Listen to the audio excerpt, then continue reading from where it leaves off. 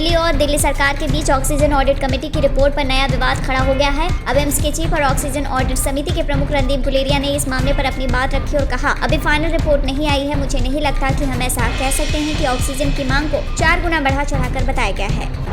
यात्रियों को दलालों से मुक्ति दिलाने के लिए भारतीय रेलवे बड़ा कदम उठाने की तैयारी में है। Railway ticket booking website IRCTC पर यात्रियों के लिए लॉगिन ब्यौरे से आधार कार्ड, पैन कार्ड और पासपोर्ट जैसे पहचान पत्रों को लिंक करने की योजना बना रहा है। अमेरिकी कंपनी नोवावैक्स की बनाई गई टीका कोवैक्स के पहले बैच का उत्पादन भारत में पुणे स्थित सीरम इंस्टीट्यूट ऑफ इंडिया में शुरू हो गया है। आधार पुणेवाला ने ट्वीट कर कहा, ये टीका 18 साल से कम उम्र के बच्चों के लिए भी कारगर साबित हो सकती है। इसका ट्रायल अभी जारी है। सुप्रीम कोर्ट द्वारा बनाए गए राष्ट्रीय कार्य बल ने सिफारिश की है कि पेट्रोल डीजल की तर्ज पर ही देश में 2 से 3 हफ्तों की खपत के लिए ऑक्सीजन का रणनीतिक रूप से अतिरिक्त भंडार होना चाहिए। सीरम इंस्टीट्यूट ऑफ इंडिया अपनी दूसरी वैक्सीन कोवैक्स के बच्चों पर ट्रायल के लिए जल्दी DCGI से मंजूरी मांग सकती है। बता दें, अमेरिका की वैक्सीन कंपनी नोवावैक्स इंक द्वारा तैयार की गई कोविड-19 वैक्सीन को भारत में कोवैक्स नाम दिया गया है।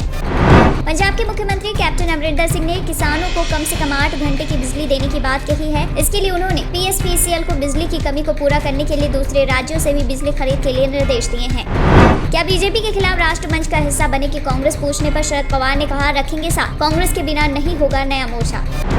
जयपुर के SMS मेडिकल कॉलेज में जीनोम सीक्वेंसिंग की सुविधा शुरू कर दी गई है। इसके साथ ही राज्य स्तर पर पूर्ण जीनोम सीक्वेंसिंग की सुविधा उपलब्ध कराने वाले राजस्थान देश का पहला राज्य बन गया है।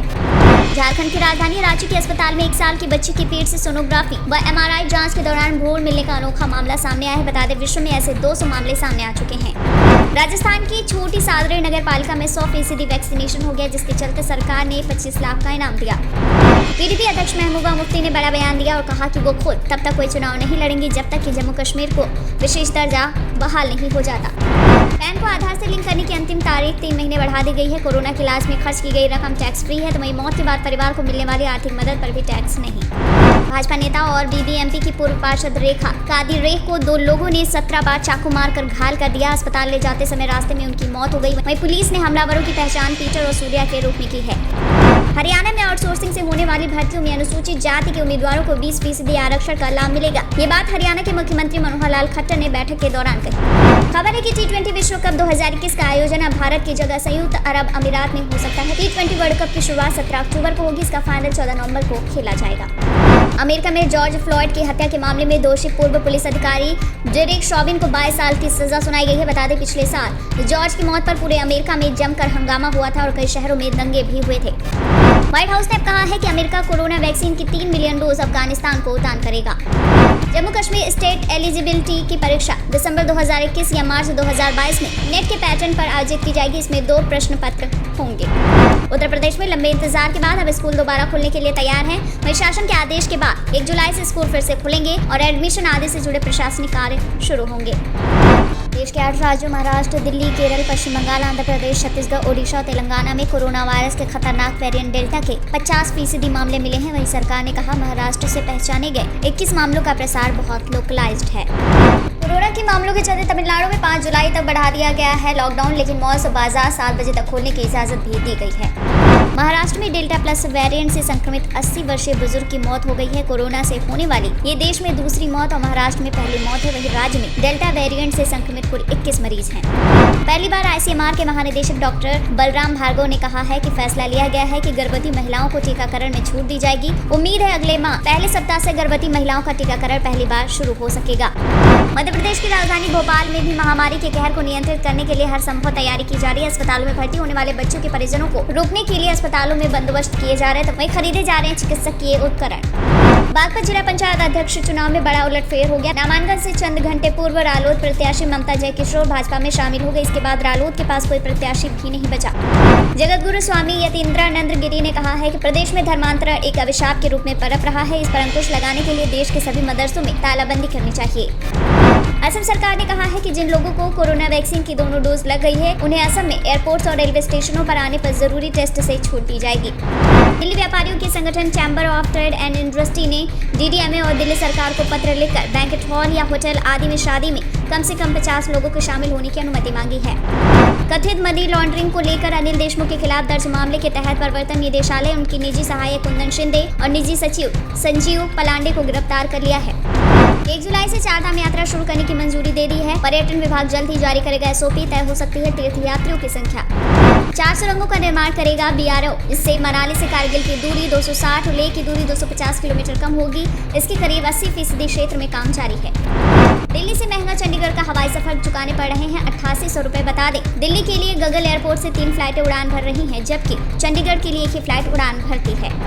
दूसरी लहर जैसा कोहराम नहीं मचाएगी कोरोना की तीसरी वेव। ICMR के स्टडी में ये दावा किया गया है। बता दें, हाल ही में सामने आए कोरोना के डेल्टा प्लस वेरिएंट ने लोगों की चिंताएं बढ़ा दी हैं। महाराष्ट्र में डेल्टा प्लस वेरिएंट से पहली मौत ने सरकार की चिंता बढ़ा दी है। फिर कड़े किए गए हैं प्रतिबंध। अब दुकानें सुबह 7 से शाम 4 बजे तक खुलेंगी। शनिवार रविवार ये दुकानें बंद रहेंगी। रेस्टोरेंट और होटल 50% की क्षमता के साथ शाम 4 बजे तक खुली रखने की इजाजत है। बीजेपी दलितों को लुभाने में जुटी है। वहीं विधानसभा चुनाव से पहले दलितों को लुभाने के लिए अम्बेडकर स्मारक के निर्माण का ऐलान कर दिया गया है। स्मारक में डॉक्टर अम्बेडकर की 25 फीट ऊंची प्रतिमा स्थापित किए जाने की योजना है।